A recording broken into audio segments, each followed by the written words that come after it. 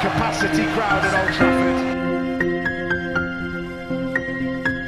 Can he score? He can score! On Rashford edge of the penalty area, moves it on to Anthony.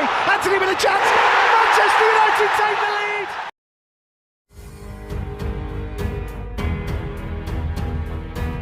Baru 3 bulan melatih, manajemen Manchester United acungi jempol kepemimpinan Erik ten Hag. Direktur olahraga Manchester United John Murtough membeberkan pendapatnya mengenai kepemimpinan Erik ten Hag.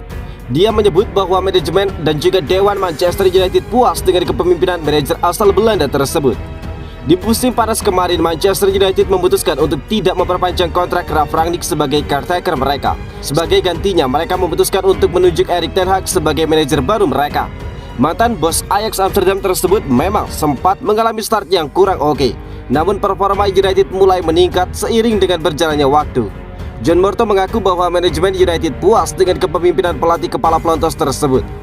Ya, sejak awal kami percaya bahwa Erik ten Hag adalah kandidat terbaik untuk menjadi manajer klub ini, bukan John Murtough kepada laman resmi Manchester United.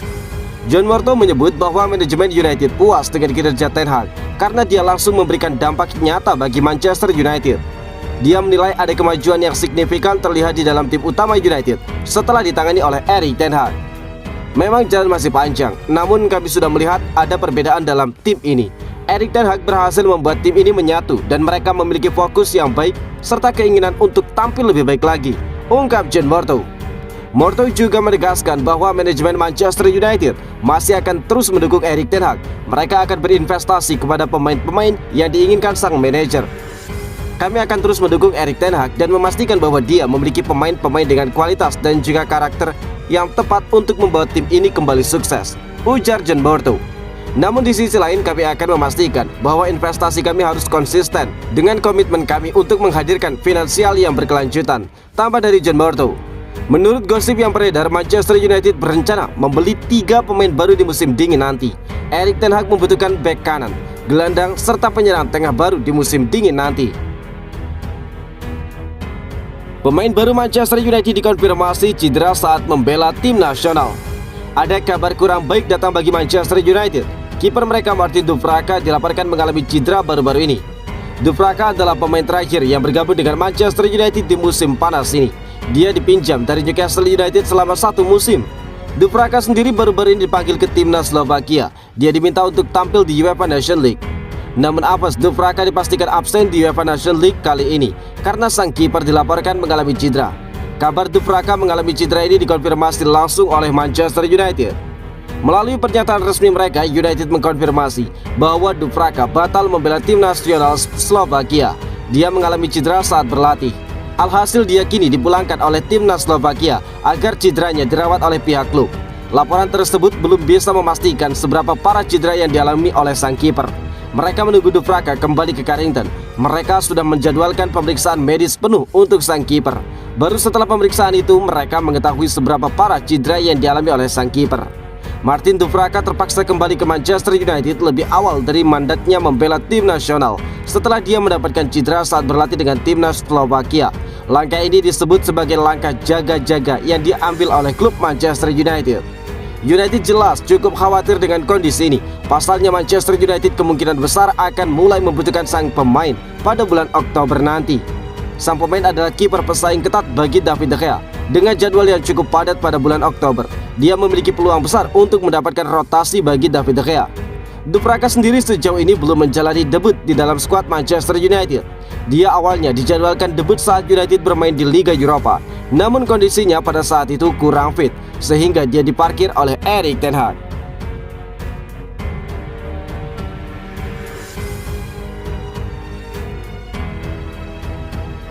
Paul Scholes minta Fred dan juga Scott McTominay belajar dari 3 gelandang Manchester United ini.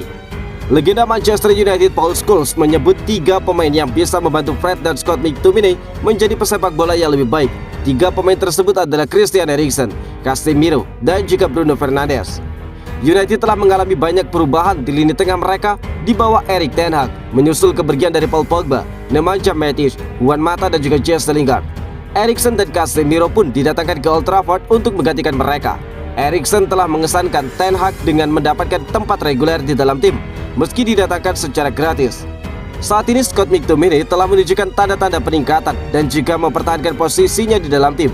Namun ini tidak menghentikan Scholes yang merupakan gelandang karismatik United pada era Sir Alex Ferguson untuk memberikan masukan. Dia mengatakan pemain internasional Skotlandia tersebut bisa belajar dari sosok seperti Casemiro. Menurutnya, seorang pemain gelandang harus memiliki kecerdasan. Eriksen adalah contoh sempurna dari seorang pemain yang bermain dengan kecerdasan. Dia bermain menggunakan otak. Dia pemain yang pintar. Dia tahu di mana dia berada di lapangan dan dia tahu di mana orang lain berada, kata Paul Scholes dikutip dari Manchester Evening News. Menurut Paul Scholes, seseorang pemain gelandang harus bisa melihat sekelilingnya. Hal itu yang tidak dimiliki United dalam beberapa musim terakhir. Dia menambahkan, seorang gelandang harus selalu menerima bola dalam posisi setengah berbalik ataupun half turn.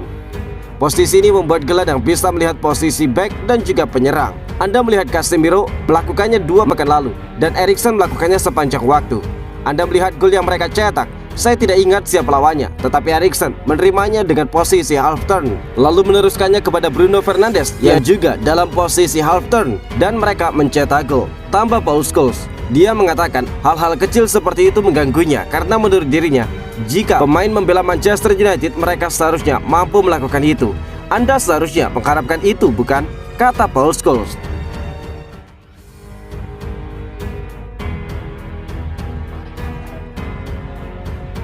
FA dakwa Cristiano Ronaldo bersalah karena banting HP dari fans Everton. Komisi Disiplin FA akhirnya mengeluarkan dakwaan terhadap Cristiano Ronaldo. Mereka mendakwa sang penyerang bersalah akibat membanting handphone dari fans Everton. Kejadian ini berlangsung di bulan April 2022 lalu. Pada saat itu United bertandang ke markas Everton di ajang IPL. Di laga tersebut Setan Merah kalah dengan skor 1-0. Alhasil suasana hati para pemain United cukup buruk seusai laga. Kebetulan saat berjalan menuju ruang ganti, ada fans Everton yang merekam Ronaldo berjalan. Sang penyerang yang suasana hatinya kurang baik langsung membanting handphone dari fans Everton tersebut ke tanah. Dan beberapa saat yang lalu FA resmi mengeluarkan pernyataan resmi terkait insiden tersebut. Komisi Disiplin dari FA mendakwa Ronaldo bersalah atas kelakuannya itu. Cristiano Ronaldo telah didakwa melakukan pelanggaran aturan FA pasal E3 terkait insiden yang terjadi setelah pertandingan Manchester United melawan Everton pada 9 April 2022. Bunyi pernyataan dari FA. Sang pemain didakwa bersalah karena melakukan tindakan yang tidak layak ataupun tindakan kekerasan setelah peluit akhir pertandingan. Tambah dari pernyataan itu, tidak lama berselang, Manchester United juga membuat pernyataan resmi terkait situasi Ronaldo itu. Mereka akan mendukung penuh Ronaldo untuk menjalani hukuman yang diberikan FA untuk itu. Kami telah menerima informasi mengenai pengumuman dari FA yang berkaitan dengan Cristiano Ronaldo. Kami akan terus mendukung sang pemain untuk menanggapi dakwaan tersebut, bukan dari pernyataan United tersebut. Beberapa hari setelah kejadian tersebut, Ronaldo memberikan permintaan maaf langsung terhadap fans Everton tersebut. Dia juga diketahui mengganti handphone sang fans yang rusak akibat dia banting.